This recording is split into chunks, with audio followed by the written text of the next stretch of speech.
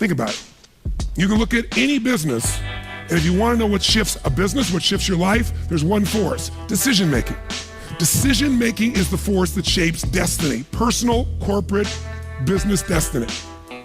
How many of you can think of decisions that you made years ago, 1 or 2 decisions, 5, 10, 15 years ago, that decision, you may not have realized it at the time, but that decision was one of the most important decisions of your life. If you'd made a different decision there, you've gone a different direction, your life would be completely different today.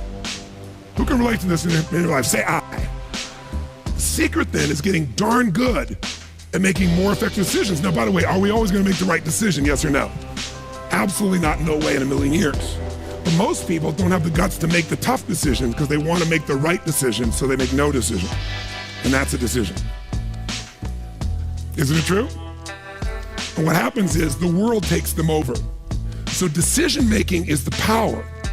Now, there's 3 decisions you're making every moment of your life and of your business. You're making it right now in this room. And if you're watching here on film especially, you might make some decisions because you're not in the environment that's different. But the first decision you're making every moment of your life that affects your life and business is, what are you going to focus on? Because whatever you focus on, you're going to feel. So as a business owner, every employee you have each day comes in and they make decisions about what to focus on. Some people focus on their own needs, some people focus on the customer's needs. Is that going to change the quality of what your business does? How it does, yes or no? A little or completely? Completely. Some people focus on what they can't control every day. Can you predict, if you're focusing every day on what you can't control, how you're going to feel about your life or your business? You're going to be overwhelmed, you're going to be depressed, you're going to be frustrated. Right now, you're deciding what to focus on. You can be focusing on, okay, we're getting into it now. I got the energy. Now we're going to get into the meat of this. You're right. All business is decision-making. Better decisions, better life. Or you could be saying, wow, my neighbor smells after all that jumping up and down. Notice that focus, right? Whatever you focus on, you're going to experience though. True? Now, some people make a decision and then they focus on the decision about how it didn't work out versus what they learned. Because there are going to be plenty of decisions that don't work out. In fact, probably, if we're honest, most of us forget them. Most of our decisions aren't necessarily the right decisions if we make gutsy ones. But the ultimate decision is the ability to choose again. So focus is a decision. It's happening right now. It's happening in your business, but here's what we're looking for. There's a pattern of focus. At some stages in business, as you're going to learn today, the focus of the entrepreneur in the business is increasing sales. And they increase sales, and when they're successful, they eventually fail. Because their sales are increasing, but what's not? Someone tell me, what's not? Profits. Some people are totally focused on profits. Can you make any company profitable, yes or no? Sure you can. Cut enough stuff, you can make any company profitable for a while. A day, a week, a month, a year, a decade. True? At different stages in the business, you must change your focus. There's a life cycle to a business. If you're going to make effective decisions, you got to know where you are on that life cycle. You make decisions differently for a teenager than a toddler, than a grown adult, don't you? Same thing's true in a business, in your life. So if you're going to control your life, the way you take control is making new choices. If you don't like how things are, what do you got to do? Change it. And to change it, you have to make a decision. And by the way, leaders make decisions. That's what makes somebody a leader. They have the guts to make the most difficult decisions nobody else has the guts to make. And they know they're going to be wrong. But if they're wrong, what will they do? They'll know what they want, they see it's not working, and they'll do what? Change it, which means they'll make another decision, do something new, and see if it works. That's the essence of how we grow. So first decision controls your life is focus. Lots of patterns. Some people focus on what they can control, some focus on what they can't control. Some focus on customers, as I said, some focus on themselves. If you've made this whole business about meeting your needs, you can run a successful business, but it'll be a job. Because you'll never be able to sell it. Because if it's just meeting your needs, it's not a system. It demands your attention, your connection. It's giving what you want. But ultimately, it's not going to give somebody else what they want, so you can't sell it. If you can't sell your business, if you don't have an exit strategy, you have a job. I don't care how successful the business is. That doesn't mean you have to sell the business.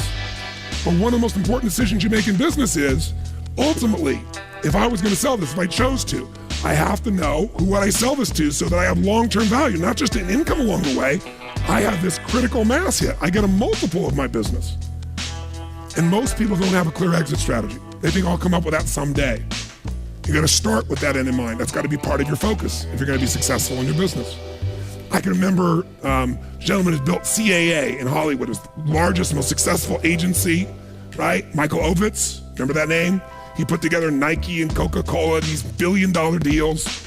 And eventually Mike Ovitz went to go sell that business. He'd never thought through an exit strategy and he got almost nothing for it. Because the laws prevented him from selling it to a studio. He had to sell it to some of his employees for pennies on its real value. Now Mike found a way to make money later on in another place off of Disney.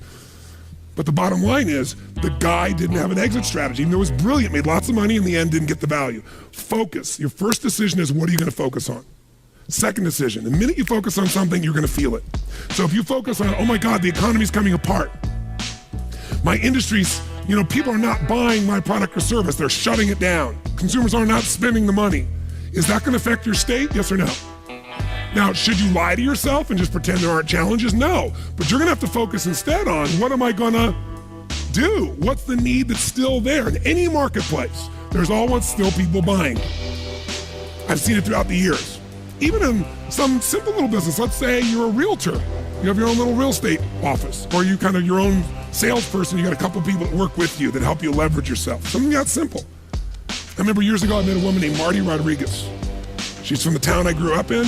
She came to one of my seminars, and then she would be sitting in the front row, and in a year, I may have done 25 seminars. She was probably at 10 of them, same seminar, in the front row. This is a woman who was the #1 real estate agent for Century 21 in the free world. 9 out of 11 years. I watched her in good times make money, in the worst times make money. A few years ago, she sold more real estate in the city she's from than the entire multiple listing service of other agents combined.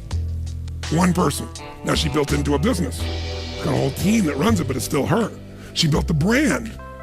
How does she do well when it's going horrible? She says, I love when the economy gets terrible because it gets rid of all those flaky realtors. All those flaky mortgage brokers. There's so many of them. They got in the business, was going up, and they all got successful because they were on a trend. When the trend crashed, they all left me all the business. She loves these times. But the reason is her focus is different. Does that make sense? Completely different focus. So when you're focusing, you got to decide what I'm going to focus on. But as soon as you focus on something, even if it's not true, you're going to feel it. So if you think someone tells you, someone screwed you over, they took advantage of you, and you're like, what? And you're all upset, and you picture it in your mind, and now you're angry. And then later you go to confront this person, and you find out it wasn't true. Who's ever had something like this happen and felt like an idiot? Raise your hand and say, I. But when you focus on it, does it control you? Do you feel it, yes or no? So just write, focus equals feeling. Whatever you focus on, you're gonna feel. And as a leader, you're gonna have to manage those feelings. And you're gonna do it by managing your focus. By the way, if you're gonna lead other people, do you have to create a focus for the company, for the organization to be successful, yes or no? You gotta find yourself, what are people focusing on? It's affecting all the decisions in the company. So as soon as you focus on it, finally get to decision number 2. Decision number 2 is, what does this mean? When you focus on something, you gotta give it a meaning. Is this the end or the beginning? If you think this is the end of your business, the end of opportunity, the end of our economy, are you gonna feel differently and act differently than if you think it's the beginning, yes or no? See, the difference between Joe Kennedy with $4 million in 1929 and Joe Kennedy with $180+ million in 1932, that big a jump, different focus, different meaning. When everybody else said it was the end and they were focusing on how to survive, he was focusing on how to take market share, he was focusing on what the opportunities were. The meaning for him was, is this the greatest opportunity of my lifetime? There'll never be another time like this. And he made enough money in that time that took care of all his heirs after that for decades to come. All because he had a different focus and a different meaning. Listen, if you're in an intimate relationship and you think it's the end of that relationship, are you gonna treat that person the same way as if you think it's the beginning, yes or no? No, somebody's laughing over here, they know, no way. But you know what? In the beginning of a relationship, what will you do for somebody you love? What will you do for them? Come on, what? What? If they say, would you take out the trash? What do you say? I'll take out the trash, of course. What else would you like me to do? Isn't it true? After 3 or 4 years, they say, or 5 or 7, they go, will you take out the trash? Person goes, what do I look like, your janitor? And they go, I don't know what it is. We don't seem to have the same attraction. I don't know what happened. Here's what I tell people. treat people at the end of the relationship like it's the beginning and there won't be an end. And that's not just your intimate relationship. What if your customers, what if you fell in love with your customers, with your clients, more than your product, more than your company? If your entire life was about meeting their needs, if you would do what for your customers and clients, you would do what? If you love your customers and clients, you do anything, guess what? They're gonna love you. But most people love their customers and clients as long as they buy from them, do what they want, respond to them. And when they don't, they go, that's the end. You want clients for life, not just customers? Fall in love with them. It's a different focus, isn't it? It's a different meaning. And that creates a different life because you make decisions differently from that place. There's another meaning. Is this punishment in my business? Am I being punished by God? Or am I being challenged? Or is this actually a gift what I'm facing right now? Whatever meaning you give controls what you feel. And what you feel controls the third decision. What are you gonna do? Right? The minute you give it a meaning, you get a feeling. When you get a feeling, you're gonna do something. You're gonna take action, you're gonna pull back. A whole economy is driven by this. People start focusing on, oh my God, maybe this is gonna go on forever. Maybe I'm not gonna get what I need. This might be the end of the way things are. I better pull in my reins. I better not spend this money. I better not take any action. And it becomes a self-fulfilling prophecy. How many know what I'm talking about here? So decision-making is your power. You wanna change your business? Think about whatever's changed your business in the past. I guarantee what's changed your business is some decisions you made. You made some decisions that shifted your business in a radical way. Changed things in a way that shifted the game for you.